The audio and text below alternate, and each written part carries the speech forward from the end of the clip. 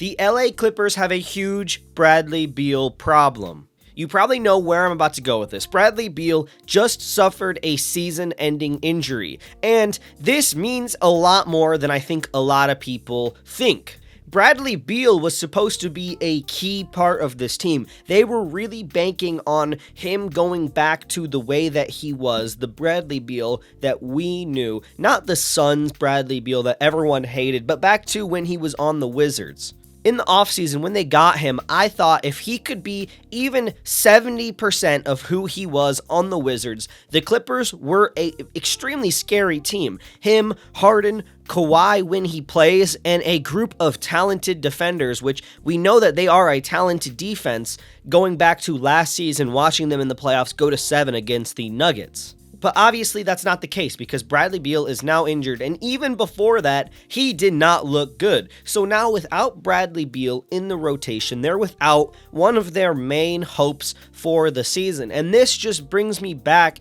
to the trade they made with Norman Powell and I think it was John Collins. Now, Norman Powell was extremely great. He was basically an all-star level player for the LA Clippers last season. A extremely interesting story, a weird jump for somebody as old as Norman Powell. And me personally, I completely understood why they traded him away. They did not believe that this would keep up maybe, or he was going to get a pretty big contract. We knew all of those things and we understood it. But now, this season, John Collins has been very disappointing. And Norman Powell, if you've been watching the Miami Heat, they've looked really good. Norman Powell's looked really good. It's gotten to the point where they're kind of considering, Heat fans are considering trading away somebody like Tyler Hero because they have Norman Powell and they can get some assets to maybe win now. So now, in hindsight, this trade that was supposed to be masked by Bradley Beal, getting another talented defender and,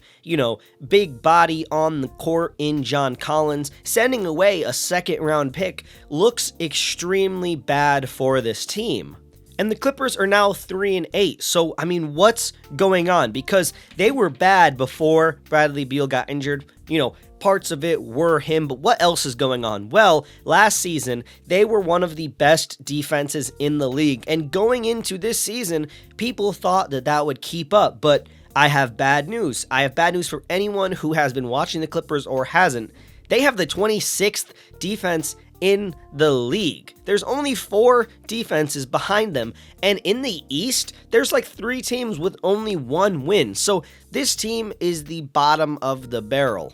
And let me tell you right now, if I didn't have the statistics, I would tell you they would not make up for it on offense because this team is not supposed to be a offensive-minded team. They're supposed to be a gritty team with a few scorers and people that can get buckets off assists, not like a crazy scoring team. Harden been playing really great so far, and he's kind of the main reason why the offense is okay. It's the 20th in the league, which is below average, horrible to think about when you consider last season they had one of the best defenses and a mediocre offense, mostly because of Norman Powell and then Harden and Kawhi when he came back and played. And speaking of Kawhi, he's been very hit or miss. He's played 6 games out of 11. He scored like 24.3 points. He's looked okay. He definitely does look like he's starting to slow down, which we've been seeing over the past little bit. That's no big deal to me. I knew this was going to happen. But he's still a good player. He's just not a person that can carry a team anymore, I don't think. Harden's kind of been taking that load. And him playing only 6 games and them starting off the season 3-8 is just extremely concerning because you put a lot of chips into him. We all remember the Kawhi Leonard money laundering situation with the Tree Company, him getting a bunch of money under the table. This makes no sense for why he can play so bad and still be uncritiqued by the team. And this is all coming to my mind because of the game last night where they let Jokic drop 55 points on their head. He was stat padding a little bit towards the end. I will say that they had nobodies out there, not nobodies, you guys are in the NBA, but they had, not that great of people out there, and Jokic was still in, but he scored 25 points in the first quarter, it felt like, So this team is all over the place. I'm kind of just telling you everything that's going on right now. That Bradley Beal injury is extremely big to me personally.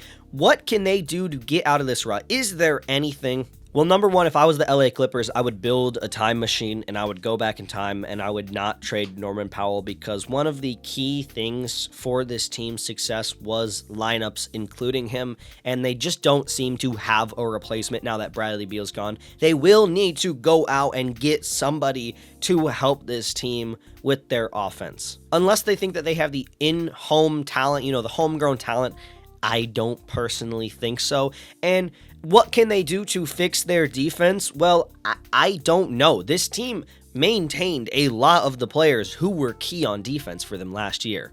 They need to maybe fix some of the system that they're running. They still have Chris Dunn. They still have Zubac.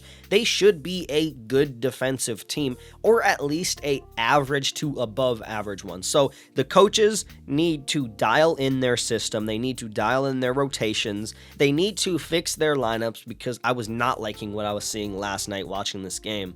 And they need to find, whether that's through the trade market, through a signing that you can, make. I don't know who's on the market. They need to figure this team out fast, because they're skidding extremely rapidly.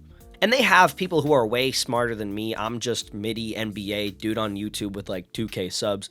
I'm not that smart when it comes to in-house moves, what they can do. But that's just my 2 cents on some things that they can do. Let me know if you have any thoughts, any trade ideas that you think could work for this team.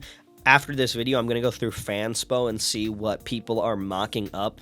And ultimately, I just want to end this video off by saying that this team needs to start winning games. They can't keep...